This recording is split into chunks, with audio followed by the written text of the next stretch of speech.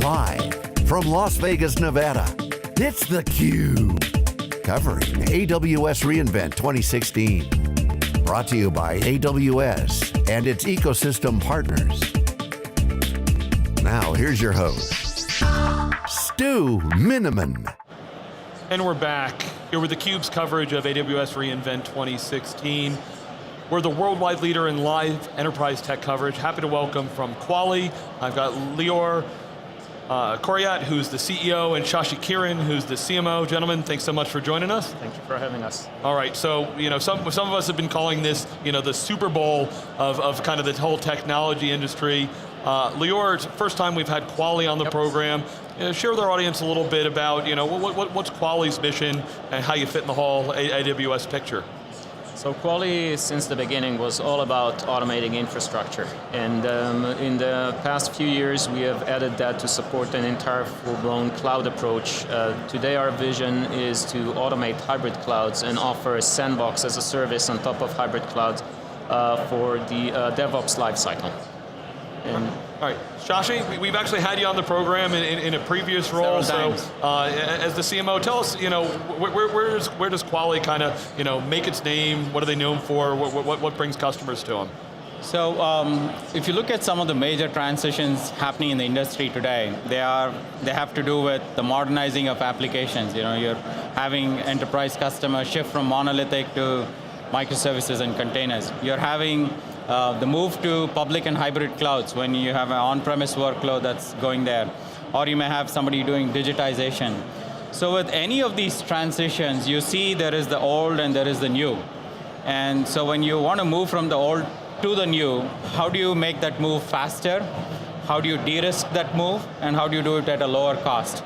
So that's really where Quali fits in, because we have the notion of a sandbox that acts as a bridge between the old and the new, and helps customers replicate those environments of the legacy on one hand, the new on the other hand, see what their application experience is like, standardize those environments and expose that to developers and testers. And it's a very innovative way of taking these complex environments, standardizing that, making it DevOps friendly, and in the process, you end up making the transition happen a lot more seamlessly. So that's the whole notion of cloud sandboxes. And here at AWS reInvent, for example, we are talking about hybrid sandboxes. Today, one of the biggest transitions that's happening in the IT industry with almost 70% of the enterprises is the move to hybrid clouds. VMware, for example, announced after a long time a partnership with AWS. So for a VMware customer who is looking to move to AWS or wanting to look at a multi-cloud strategy, how do you make that happen? So that's really the sweet spot where we are positioning Quali's cloud sandboxes. And today we have a lot of customers from cloud providers, service providers, technology vendors to enterprise. And the use cases also become quite varied.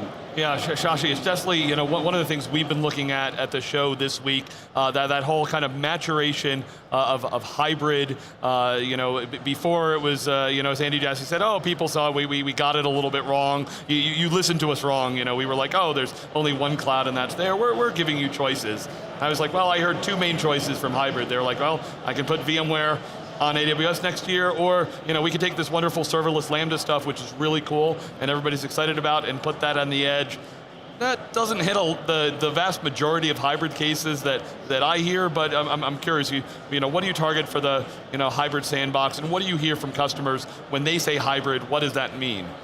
Yeah, so it's actually a very evolving terminology. There is hybrid and there is the multi-cloud as well, and I'll talk a little bit about both. So we've had enterprise customers, whether it be bleeding edge, banks and financial institutions, or somebody who's more looking to adopt best practices and a mid-tier enterprise. They all start to say, look, maybe I take this workload and use it for dev test in a certain public cloud. Or they say, look, I want to do some bursting for capacity augmentation. And when they go down this path of an on-premise, and on-premise could be OpenStack, it could be VMware, it could be bare metal, it doesn't matter, right? And you are moving into a public cloud environment like AWS, the cloud formation templates. In many cases, the application needs to be re-architected. And then you have the security posture, which may actually change as well. So the stack itself changes as you move to infrastructure as a service. And typically, they end up budgeting a 6-month or 8-month window for this transition. And as they progress along, they realize that it's much more complicated than it actually was originally thought to be. And they start hitting these speed bumps. And part of the challenge is, it's hard to predict how exactly the application is going to behave in a new environment altogether. And that's really the challenge that we're trying to solve, because if you can replicate that environment, make it available earlier during the dev test stage, you're more liable to catch things sooner than later, and as a result, the quality of your release improves. You also tend to move much faster, and so it de-risks that move. So that's really the value proposition, where we are encouraging customers to first think inside the sandbox.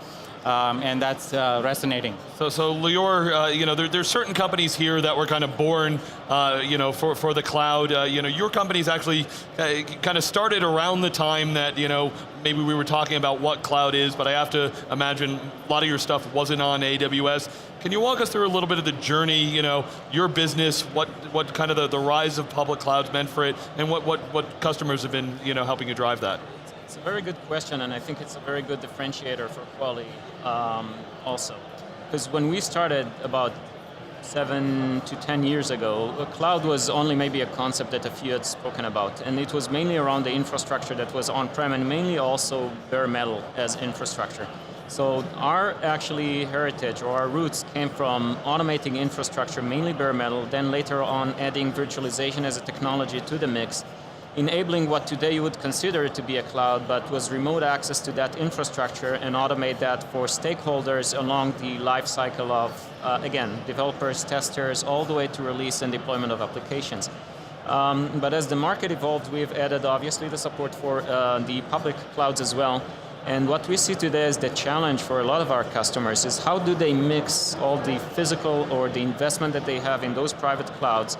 Naturally, they're shrinking, they consolidate, and they want to add public cloud as well, and they need to migrate, but they also need to merge that and need to make sure that all their workloads are working across those. So what we bring as Quali, we bring a lot of IP and a lot of capability around the bare metal, the virtual infrastructure, and then the same approach on top of the public one. And this is one big differentiator. The other would be that the concept or our approach to users is basically very much targeted towards today the stakeholders of DevOps. The users themselves that need to get access to that in a self-service manner without any hindrance or limitation or delay in getting those resources, the infrastructure itself, and mapping onto that the applications and services. So we are quite unique also in the approach that we offer. So, Lior, my understanding, you guys are really multi-cloud, cloud agnostic. I'm curious what it's like partnering with Amazon. There was a quote in one of the, an interview that Andy Jassy did that came out this week that kind of, the headline was a little bit inflammatory, but it was like, we're going to give preference and kind of put resources towards those that are, doing us and not other things. What do you think when you hear that? What's it like partnering with Amazon? What's it mean for your business? So we very much love the fact that there is a public cloud out there, and we see a lot of customers that would like to embrace that. Reality, however, is a little bit different, right? Mainly with big enterprises that comprise most of our account base. So their reality is a little bit different, but with many new ones that we reach out to as potential customers and prospects, we do see those that maybe a specific group or an entire account that truly want to be pure cloud consumer. Even for them, we bring a lot of value with our sandbox capabilities or concepts, in a sense that we allow you to encapsulate, if you will, an Uber container of the entire environment that you need to spin up for the applications and services that you model, all the way to the data that you need to capture, the test and development or monitoring tools for production. Define all that in an environment, in a blueprint, then consume it on the go. And the term that we use as sandbox might be a little bit misleading, because you might think it's only applicable for pre-production, but actually that blueprint is handed over then for production, for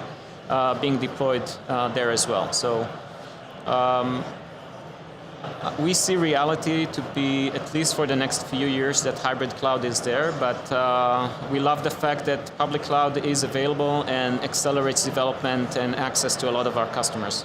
All right, Shashi, I want to give you kind of a closing remarks. I'm sure people come by your booth, they get to see the hybrid sandbox. Well, bring us in some of the conversations we're having with customers, key takeaways for the show for you.